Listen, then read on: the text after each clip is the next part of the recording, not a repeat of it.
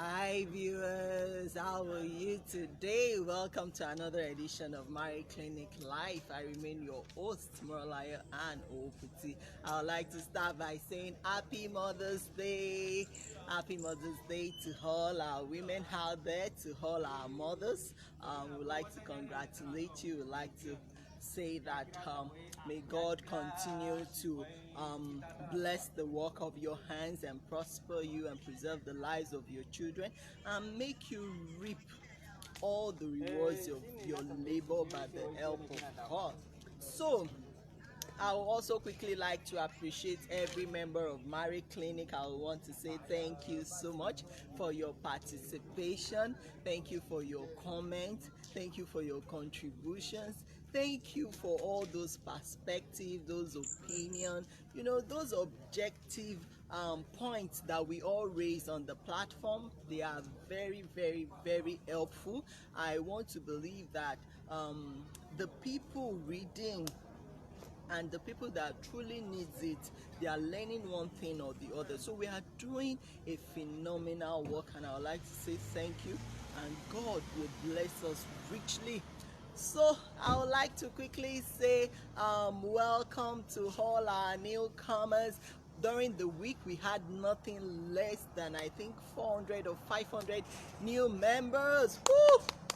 I'm celebrating you all. Welcome to Marriage Clinic. Welcome. I'm welcoming you all. We are glad you joined us, and I would like to encourage you, please do participate. Don't say, oh, I'm new, I'll be a spectator and keep watching. No, we want you to participate. We would like to hear your opinion, your views is very important, and I would like to also say a big thank you to everyone who have made it a point of duty to invite someone. Thank you. It's a privilege, it's not a right. So I do appreciate all of this thing. Thank you for inviting friends, for inviting family, and I'm so grateful because we are doing all of this together. And I also thank God for the privilege to give value on the platform, because without value people will not join. So I want to celebrate you, and I want to say thank you to God for that privilege as well, to be able to keep giving value. So lest I forget, so our 1 year anniversary is drawing close. It's, I think, less than 2 weeks now. After this week is going to kick off fully up a week. So please, all our speakers, they are ready. Make sure you are also ready. Make sure you are inviting people, you are inviting friends, because such opportunities are rare to find. We are privileged in Marriage Clinic to have such speakers coming to speak to us and teach us about marriage. You don't want to miss it. You don't want to miss that opportunity to learn. And you know what? As we grow every day, it is important that we continue to learn, unlearn, and relearn. Don't say, oh, I know it all. Don't say, oh, my marriage is working like that for me. No, keep learning and keep working at it. Because I tell you, there are easier ways to get this thing done. There are easier ways and better ways to get it done. If you don't have that knowledge, you may not know, and you will think, oh, your own method is the best. So I'm going to stop there while we'll kick off quickly to today's topic. So today we are going to be looking at an interesting topic that says that how to know if you are doing it right. How to know if you're doing the right things to sustain your marriage. How to know if you're doing the right things to sustain your marriage. Now, why did I choose that topic? I chose that topic because of the many sayings or comments I've heard people say, oh, no two marriages are the same. Oh, marriages are different. The way you do your marriage is different from the way I do my marriage. My marriage works differently from yours. This, that. No two marriages are the same. Beautiful. That is true. That is true. No two marriages are the same. However, I want you to know that despite the fact that we are all claiming no two marriages are the same, the one that works for you is different from the one that works for me, I want you to know that there are easier and better ways to do this thing. So I'm going to start out by giving an example, because one of the universal institution in the world, one of the social universal institution in the world is marriage.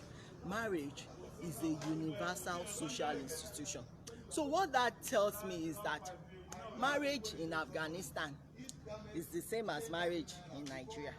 Marriage in Europe is the same as marriage in America. I'm still going to break it down. So I'm going to start by making all this simple analogy. Now, to open a door, you need to open a door with what? With a key. Everybody knows that for you to open any door, and I mean any door, whether the door is located in South America, or is located in East Asia, or is located in East Africa, or in West Africa, for you to be able to open that door, you need what? A key. It is not a spoon that will open the door. So if a spoon will not open that door, and we all agree that it is a key that will open it, what that tells me is that even though, you know, there are other methods to open the door, some people can decide that, oh, I'm going to hit hammer on it, I'm going to use chisel, I'm going to exert energy, I'm going to kick it, I'm going to bang on it till the door comes down. Well, that is also a way to open the door. But I tell you, by the time you are done opening the door, both you and that door can never remain the same again, because the state of that door would have been damaged, and you yourself, you would have exerted so much energy that you will be asking yourself that, aren't there better ways to this thing than this method that I have adopted? So that is what I've come to talk about today. There are better ways to these things than just exerting energy, exerting force, and making it look like, oh, even that method of doing things forcefully, you know, doing things selfishly is the best way and is working for me. And that is why I titled it, How to Know If You Are Doing the Right Things to Sustain Your Marriage, to sustain. So I'm looking at long run, long term, not just, oh, now, or, you know, or present. So another example, analogy that I would give is the military institution. Now, the military institution is the same all over the world.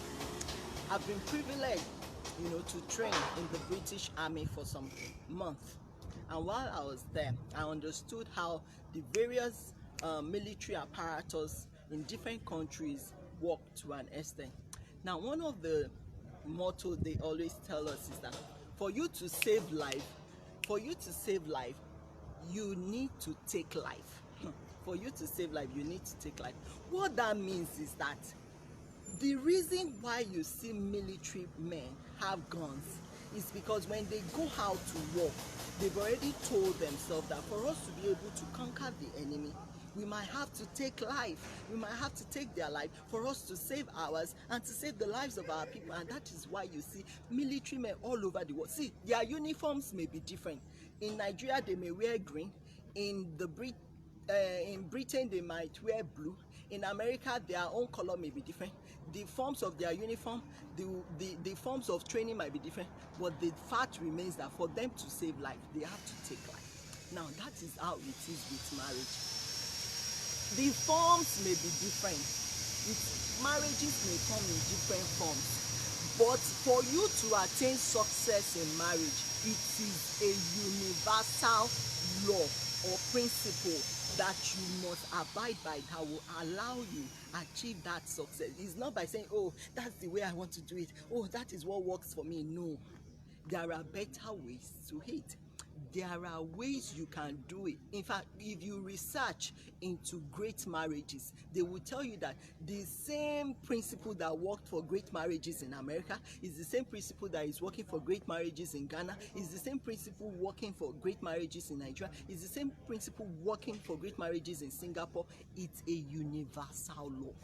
It is not different.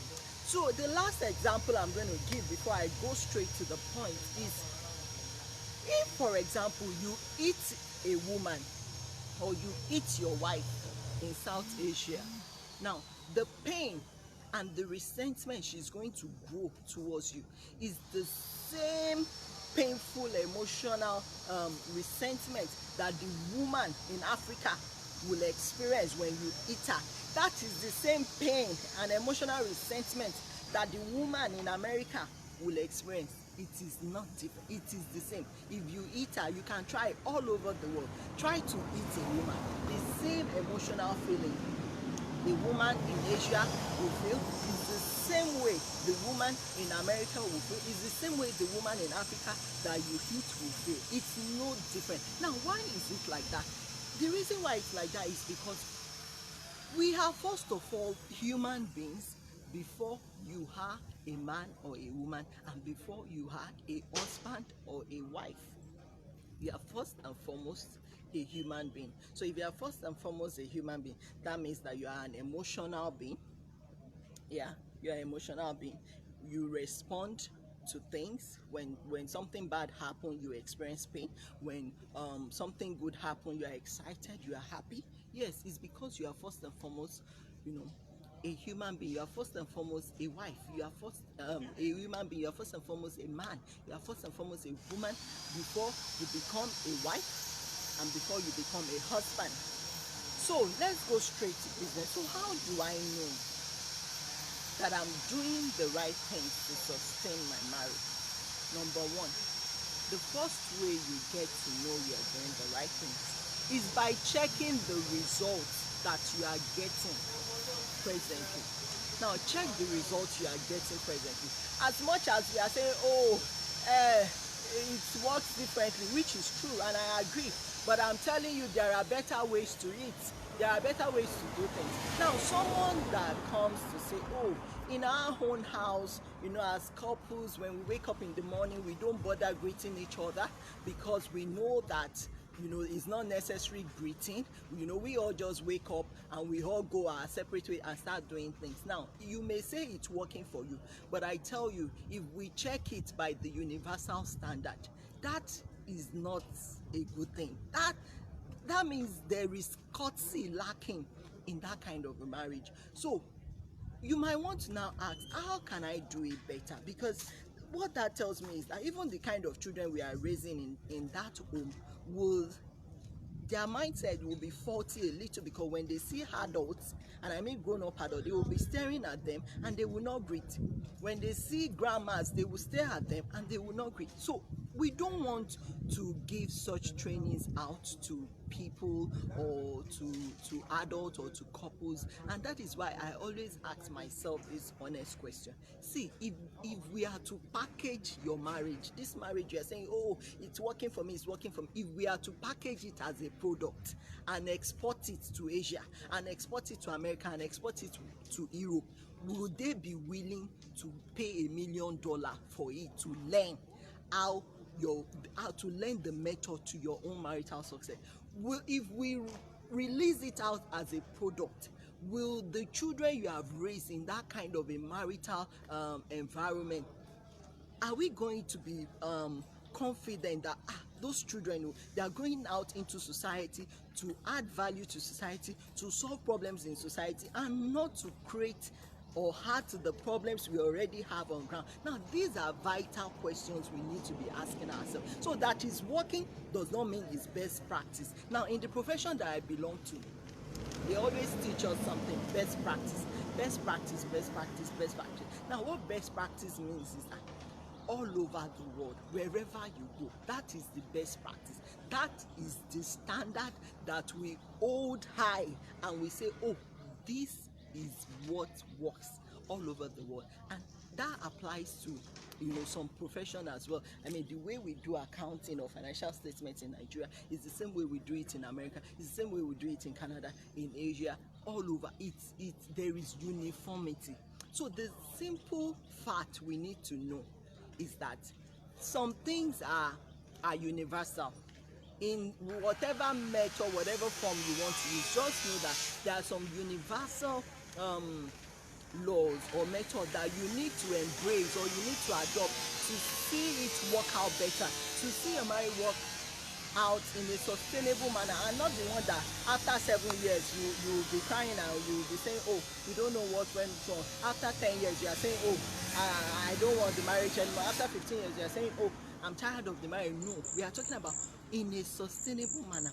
Now, I said the first thing is check out the result you are getting at the present. Now, if the result you are getting at the present is the fact that your spouse is not happy, they are unhappy in the marriage, they are complaining in the marriage, then that should tell you that something is not right. That should tell you that this kind of method cannot sustain your home or cannot sustain your marriage for decades. Because if they are complaining, if they are unhappy, if they are grumbling, then it means something is not right. So you may need to want to find out what is the problem. What is the problem? Because there is a saying that says that show me what you are doing presently, I can predict the future. And as a matter of fact, for some of us, what is happening to us presently is as a result of some of the seeds we have sown in the past. So if you want to know how it will look like in the future, you may want to check out what results or what your experiences are in the present. What are you doing at the present? That will help you have a glimpse into how the future of that marriage or that home will look like. So another thing is you may want to check or map out your emotions in that marriage.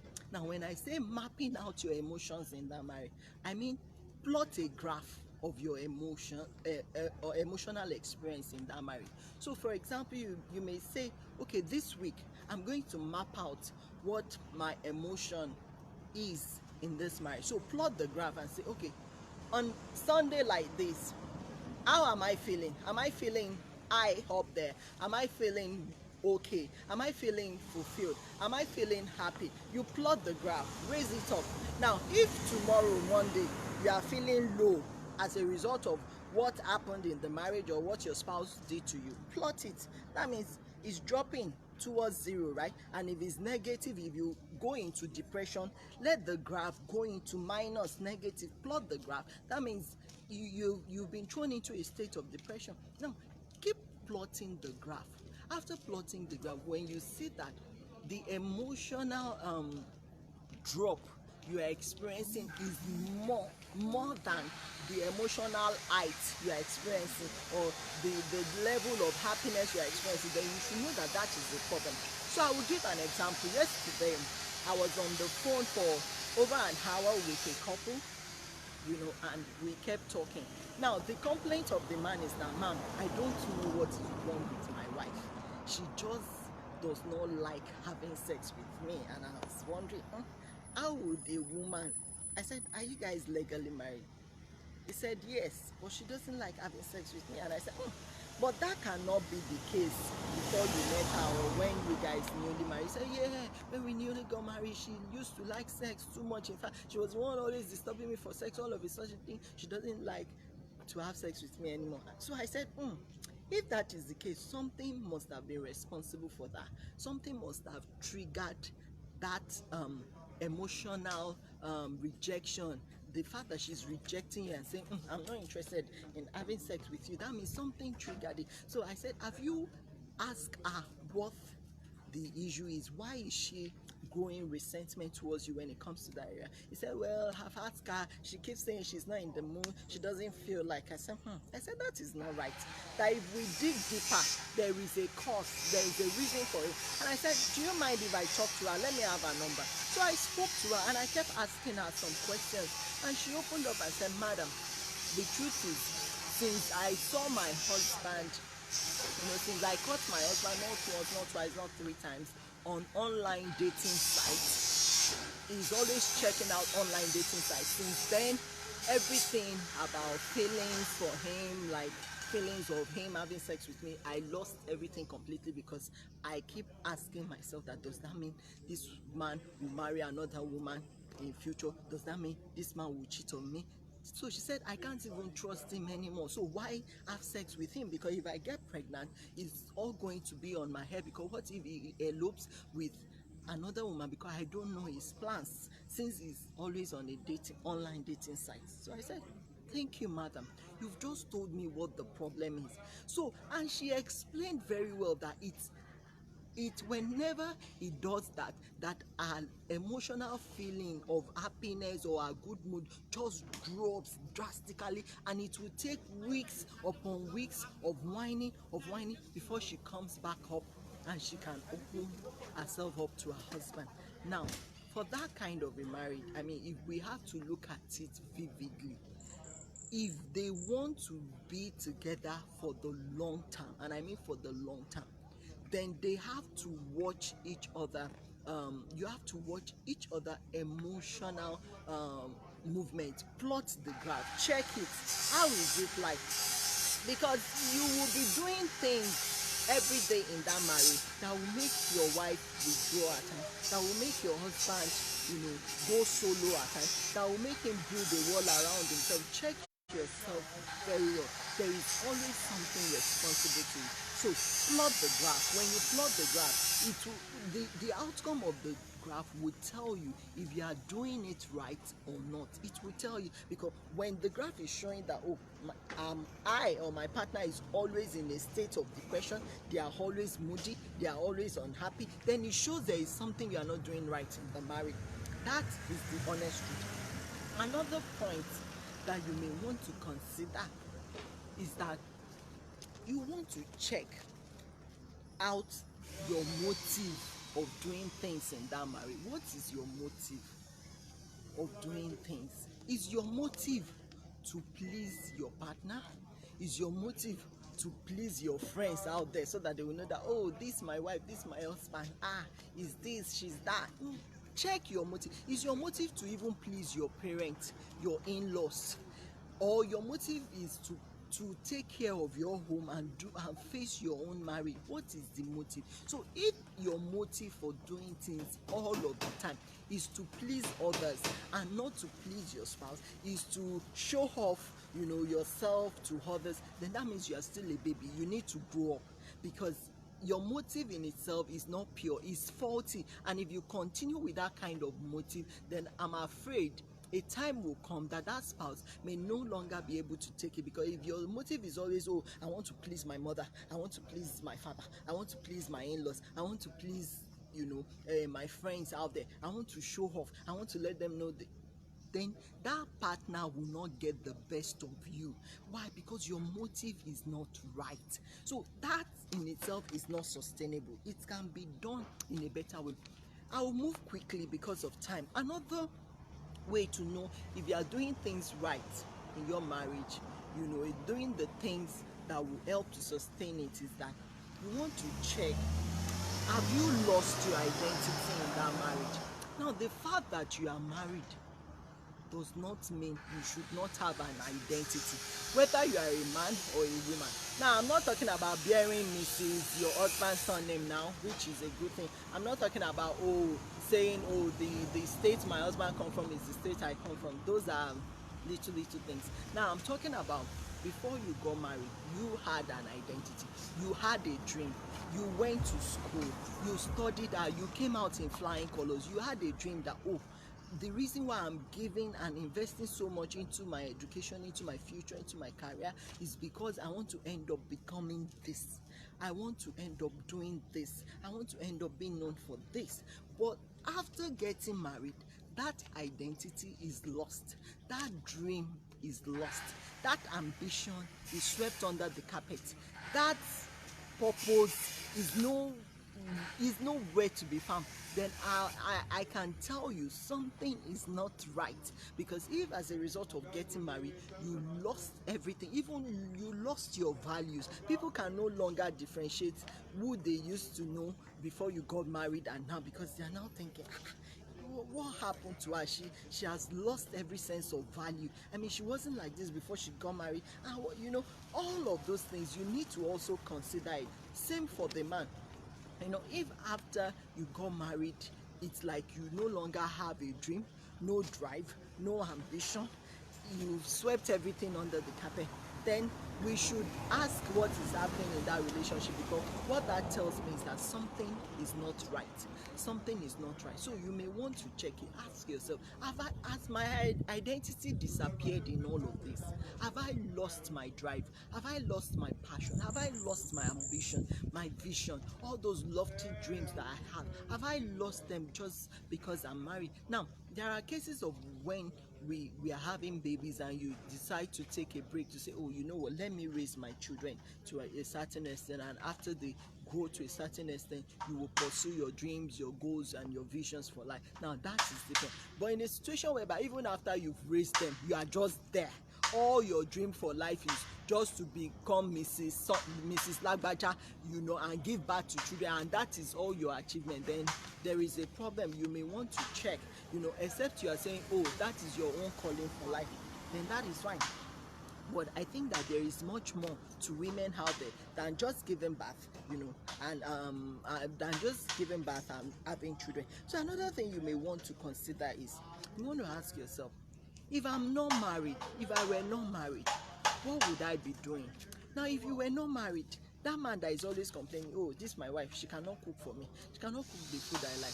Please, once in a while, I'm not justifying the woman. I'm not saying as a woman you shouldn't know how to cook, because cooking is one of the simplest skills you can acquire. Even when you sit with Google, you can know how to cook. So I'm not encouraging that women shouldn't know how to cook. At the same time, I'm only saying that you, the man, rather than complaining all the time, oh, she cannot cook, she cannot do this, you too, ask yourself, if you were not married, won't you cook your meal and eat? You will. If you were not married, won't you do your laundry and wear clean clothes? You will. If you, and the women, to ask yourself, if you were not married, won't you, pursue a career or a skill or a vocation and have a work at hand that will make you earn? If your answer is yes, then it's high time you stood up from that place and tell yourself, I'm going to go out there, and get something done. I'm going to learn a skill, I'm going to learn a trade, I'm going to earn. Why? Because even before I got married, these were the things I have on my mind. So ask yourself, rather than you thinking that, oh, once you get married, all your financial obligation, has been transferred automatically to the man, you need to have everything. If you were not married to him, won't you go out there to work? Won't you go out there to earn? So ask yourself, if I were not married, if I were to be single, will I not do all of these things? So if the answer is yes, and now you are not doing them, then it means something is not right. You may want to have a discussion around that. So I'll just quickly run through 2 or 3 more points and I'll wrap it up. Now, another thing you may want to check out is each one fulfilling his or her purpose for life? Is each one? Now, you are married to a man, you are married to a woman. You want to ask yourself, since I married, I entered this marriage, am I fulfilling my purpose as a woman? The man too is asking, am I fulfilling my purpose as a man? Both of you must be fulfilling your purpose. You must be living fulfilled in that marriage. If that sense of fulfillment is not there, then something is not right. You may want to check it. Why are we not fulfilling our purpose? What is happening? What do we need to do better? What do we need to improve at? How do we go about each of us fulfilling our purpose? How can I help you fulfill your purpose? How can you help me fulfill my purpose? Rather than us sweeping it under the carpet just because we are married, ask yourself, because that is also very important.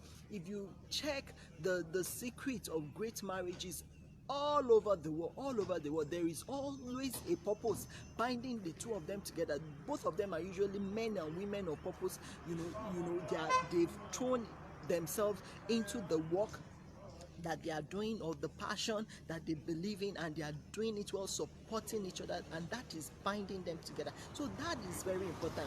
So rather than just living and existing, you need to find your purpose and make sure both of you are fulfilling that purpose. Now, I will not miss out on this one. If you have a marriage that there is no strong communication. And I mean strong communication, a marriage relationship where both husband and wife cannot sit down and talk, then something is not right. You are not doing it right. It's not sustainable, because you cannot have a great marriage on absence of strong communication. And I mean strong communication. Strong communication means you are both a good listener, and you are both you are also a good speaker. So that means when something goes wrong, when you notice, oh, she's becoming moody, he's becoming moody, you want to quickly talk about it. You want to find out, oh, what's the problem? Are you okay? Hope all is well. You want to ask them, what is wrong? Why? I notice your mood has changed. Is there anything bothering you? You want to communicate. If you can communicate about everything, both having sex, you want to communicate about your finances. If you can communicate about everything, then I can assure you that that marriage will be sustainable. That means you are doing the right thing. If you can communicate, if you can talk about everything and anything. But when you have a marriage where one of the spouses is afraid to talk to the other one, you cannot talk, you are scared, because before you talk, he or she will shout at you, they will show you. No, that kind of relationship is not sustainable. It's just a matter of time. It may soon hit the rock. So you must have strong communication. Another thing you want to ask yourself is this: one of the ways you will know whether you are doing it right, or what you are doing is right and can sustain your marriage, is is it comfortable, or is it uncomfortable for me doing this? Now, when you are in a marriage and your partner is telling you to do uncomfortable things, then I don't think that is right. Because if it's uncomfortable to me, then I'll let him know, my dear, this thing is not comfortable. It's not comfortable. So if it's uncomfortable, then you don't want to do it. And at the same time, if you feel that is something you can still reach a little compromise on, why not? But if you know that that will negate your values, that will negate what you stand for, what you are known for, then please, I don't think you should do it. Rather, have a conversation and let them know that, I'm sorry, this is not me. I may not be able to do this. Now, another thing is, you want to ask, I'm still on that point, is it uncomfortable? You want to ask, is it detrimental to my health? Your spouse is saying, oh, let's have sex through the anus. You want to ask yourself, if I do this, is it detrimental to my health? Now, if it's detrimental to your health, please, you don't have a marriage, because I can assure you another woman will soon come and take your place, or another man will soon come and take your place. If they are telling you to do what is detrimental to your health, and you're saying, oh, because I want to keep my marriage, I will keep doing things that are detrimental to your health, I wish you good luck, because you might be digging your grave sooner than later. So you don't want to do that for any reason, not even for the reason of keeping your marriage. You want to do anything that will be detrimental to your health. So the last point I would like to talk about, for you to know whether you are doing it right, is that both parties must be good teachers and good students. So what that means is, in marriage, there is no way you will not teach each other things. You will always have something to teach each other. The reason why you have something to teach each other is because you were not raised by the same parents. We both came from different backgrounds, and as a result, we will, our perspective to things will be different. The things we can do will be different. So for me to know how to do what you want, you have to teach me, and for me to help you know how to do what I want, then I need to also teach you. So both must be a good teacher and a good student. You must be ready to learn. Stop saying, oh, I cannot learn it. I cannot learn how to make amala. I cannot learn how to make some. You have to learn it. And the man too should stop saying, how will my wife be teaching me how to do things? I'm the head of them. No. If you want that marriage to work, to be sustainable, then you must learn how to be what? A good teacher as well as a good student. So I'm going to stop here today, because I think I've taken time to break down all the points. So ask yourself all those questions. If those things are missing, then something is not right. And the earlier you guys address it, the earlier you have a conversation around it, the better for you. And I can assure you there are better ways to always do things. There are different ways, for us to get to Abuja from Lagos. You may decide to go by road, spend hours on the way, expose yourself to kidnappers, to bad roads and all of that, and you may decide to take a flight.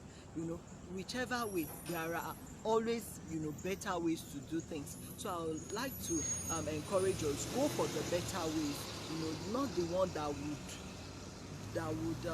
impact on your health, not the one that you are doing forcefully and it's like, oh, we are in a military cantonment. No, it shouldn't be like that. Marriage should be a peaceful union. It should be a fulfilling experience between two adults, and I pray that that will be our experience in our marriages, and God will continue to help us. I would like to stop here. I hope that you have learned something. So we will continue next week. During the week, we will keep putting out posts. Please, let's be objective as we respond. Then let's be cautious. I mean, let's follow the rules. Don't insult anyone. Please try to express your own opinion without putting down someone else's opinion. It's very important, because I get some complaints once in a while, and I try to address them amicably. So please, let us not attack others. You express your opinion while they express their. Thank you so much. See you again next week. Till then, I remain your host, Morolaya and Oputi, and I say bye bye.